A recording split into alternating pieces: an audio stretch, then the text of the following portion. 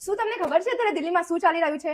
હા, મને ખબર છે. અત્યારે દિલ્હીમાં જંતર મંતર ખાતે નીટ પેપર લીક બાબતે આંદોલન ચાલી રહ્યું છે. અમદાવાદ હોય, સુરત હોય કે રાજકોટ, ગુજરાતના બધા જ મધ્યમ વર્ગીય પરિવારનું સપનું છે પોતાના બાળકને ડોક્ટર બનાવવાનું. ત્યાં બધા ઉગ્ર આંદોલન નતા કરતા, પરંતુ શાંતિપૂર્વક આંદોલન કરતા હતા. તો પણ તેમના પર લાઠીચાર્જ કરવામાં આવ્યો હતો. ઇન્સાનિયત હજુ પણ જીવે છે. દિલ્હીના જંતર મંતરમાં નીટ વિરુદ્ધ ચાલી રહેલા આંદોલનમાં ભૂખ્યા વિદ્યાર્થીઓ માટે લોકો ઝોમેટો અને સ્વિગી દ્વારા ખાવાનું મોકલાવી રહ્યા છે. આ છે સોશિયલ મીડિયાની તાકાત. અને ભલે સરકાર આપણું સાંભળતી નથી, પણ દેશની જનતા આ વિદ્યાર્થીઓ સાથે જ ઉભી રહી છે. લાખો રૂપિયાની ફી, દિવસ રાત મહેનત અને સોશિયલ લાઈફનો ત્યાગ, આ બધું કરવા છતાં જ્યારે બી એક્ઝામ હોલની બહાર નીકળીએ છીએ ત્યારે આપણે ખબર પડે છે કે પેપર તો પહેલેથી જ લીક થઈ ગયું. મહેનત આપણી અને સીટ પૈસાવાળાઓની ના. આ લડાઈ માત્ર દિલ્હીના જંતર મંતરની નથી. આ લડાઈ ગુજરાત તેમજ દેશભરના તમામ પ્રામાણિક વિદ્યાર્થીઓની છે કે જેમનું ભવિષ્ય આ તંત્રની નિષ્ફળતા હેઠળ રોડાઈ રહ્યું છે.